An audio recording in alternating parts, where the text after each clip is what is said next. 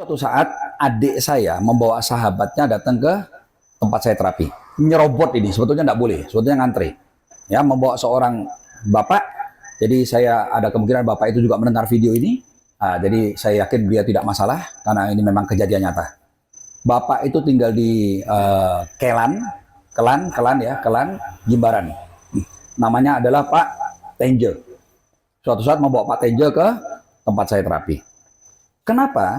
Karena Pak Tenje itu tiba-tiba terlambat makan, habis terlambat makan dia makan lawar ayam. Habis makan lawar ayam sakitnya pindah-pindah. Sakit perut, pindah ke kepala, pindah ke sini, pindah ke kaki, pindah-pindah. Ya, saya bilang Pak Tenje, datang kepada saya sudah meraung-raung, sudah nangis-nangis, sudah kesakitan. Pak Tenje kalau kesakitan gini ke UGD Pak. Nggak mau ke UGD Pak, terlalu sakit Pak, ke Pak Rudi dulu baru ke UGD. Ini aneh. Ya, nggak ke UGD ke saya dulu. Habis saya terapi, singkat cerita saya bilang apa, Pak Tenje tidak boleh menuduh orang. Tetapi Pak Tenje memang kena cetek. Tapi Bapak Ibu cetek zaman sekarang lain sama cetek zaman dulu. Zaman dulu ditaburkan di makanan kita, zaman sekarang tidak usah. Bisa ditiup dari jauh. Kita makan di warung, kita makan di restoran, dia tinggal tiup, masuk ke makanan kita. Dia kita naik sepeda motor, bawa bungkusan nasi goreng, dia tiup, masuk ke bungkusan kita. Canggih cetek sekarang. Nah, jadi Pak Tenje memang kena cetek, tapi jangan salahkan dagang lawar ayamnya, karena memang ditembak dari jauh. Itu udah saya hilangkan. Tetapi Pak Tenje, 2 tahun yang lalu, Pak Tenje pernah kena hal yang sama persis seperti ini. Pak Rudi kok bisa tahu Pak?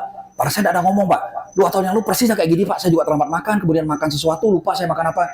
Terus sakitnya begini dah Pak. Nah, yang itu cetek sudah terlanjur meresap ke tulang-tulangnya Pak Tenje. Saya akan keluarkan pelan-pelan dalam waktu 2 minggu.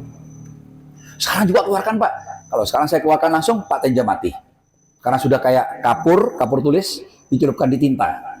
Jadi kalau kita cuklek, sudah merasuk dia. Ya, adeng-adeng saya keluarkan 2 minggu. Nah, singkat cerita Bapak Ibu, setelah itu Pak Tenje masuk di rumah sakit Siloam. Jadi silakan data ini dicek di rumah sakit Siloam Denpasar. Ya, masuk Siloam, dokternya heran, tidak ketemu penyakitnya. Dokter penyakit dalam, dokter saraf tidak ketemu penyakit. Nah, sudah berhari-hari opname tidak ketemu penyakit. Waktu itu saya mau pergi ke Singapura, mengawal anak saya kuliah di Singapura. Saya mau diam 2 minggu. Adik saya telepon, Kurut, tolong dong tengok dulu Pak Tenje.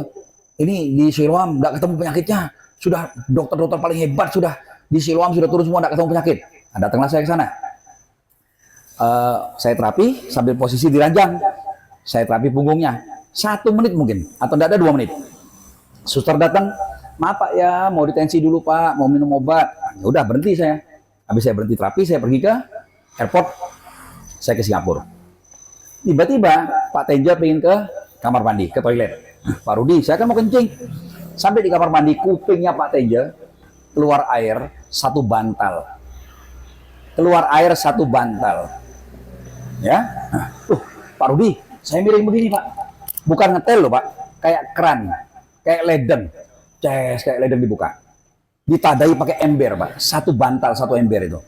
Dokternya 4 paling top di Siloam datang nemeni. Loh, ambil kamera. Dimasukin kamera ke kupingnya. Buntu cuma segini. Buntu. Bagaimana lubang segini keluar air 1 ember? Terus dokternya bilang apa? Lagi pula kalau orang keluar air segitu kan kempes badannya, kenapa enggak kempes? Berapa liter tuh keluar? Coba. Ini petunjuk dari Sang Yang Widi, mungkin ada masalah di kepala. Dokter satunya bilang apa? Dok, kan sudah kita CT scan, sudah MRI, sudah 2 kali CT scan, enggak ketemu apa. Coba lagi. Nah, begitu di CT scan yang berikut, ternyata ketahuanlah tengkoraknya sudah busuk setengah. Jadi ini bagian atas sudah berung, sudah busuk. Nah, ini penyakit langka. Jadi harus apa?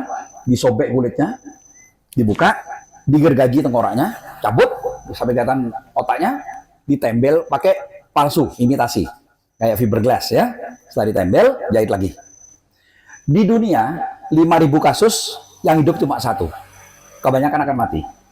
Itu pun di Amerika, di Eropa, negara-negara maju. Kalau di Indonesia 5.000 kasus mati semua. Nah, tapi tidak ada salahnya dicoba, siapa tahu kan? Nah, keluarga sudah tekan, sudah siap, mati ya mati dah. Dipotong, dibuka, digergaji, diganti palsu, dijahit. Langsung habis jahit, bangun, meceki. Dan menang. Dokter bilang, Pak, di Jepang ngali obat dari Sang Yang Widi ini, Pak. Aneh ini, Pak. Di Amerika, biarpun orang dari 5.000 kasus hidup cuma 1, itu pun koma dulu. Koma seminggu, 2 minggu, kan baru diganti tengkoraknya. Nah, paling cepat beberapa hari, Pak, koma. Baru sadar pelan-pelan pemulihan. Ini habis dijahit, langsung bangun, meceki. Ya. Dok, kapan saya boleh pulang, dok? Sekarang boleh pulang. Pak sudah menceki, sudah menang terus lagi. Aneh. Nah, jadi Bapak Ibu, apa yang terjadi? Adik saya ini pun berapa hari kemudian, Kurut, kapan pulang dari Singapura? Bih, aku 2 minggu di sini.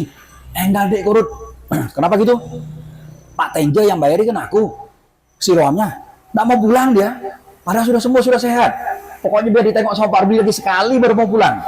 Wih, saya bilang, saya 2 minggu nih. Jadi Bapak Ibu, Pak Tenja beberapa hari lama sekali di Siloam.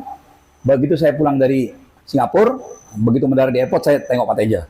Saya cek, aman Pak, sudah boleh pulang. Baru dia mau pulang. Kalau belum Pak Rudi ngecek ke sini Pak, saya nggak mau pulang Pak. Saya takut pulang Pak. Jadi Bapak Ibu, cetek itu ada. Ya, nah, santet itu ada, leak itu ada.